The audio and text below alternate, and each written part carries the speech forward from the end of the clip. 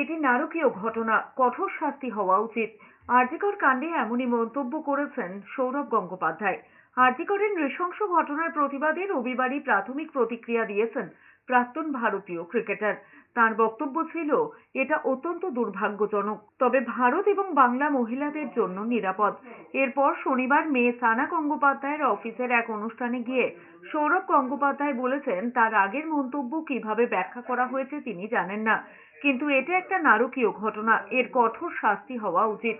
প্রাক্তন ভারত অধিনায়ক বলেছেন, পৃথিবীর যে কোনো প্রান্তে এই ধরনের ঘটনা ঘটলেই এর প্রতিবাদ হবে। দেশের মানুষ যেভাবে প্রতিবাদ করছেন সেটাও প্রত্যাশিত। এই ধরনের নারকীয় অপরাধীর কঠোর শাস্তি হওয়া উচিত।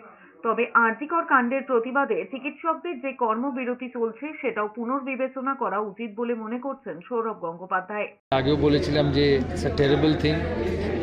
সে জিনিসটা এখন অনেক এগিয়েছে। সিবিআই, পুলিশ ইনভেস্টিগেট করছে, স্পেশালি সিবিআই ইনভেস্টিগেট করছে। It's very shameful actually what has happened.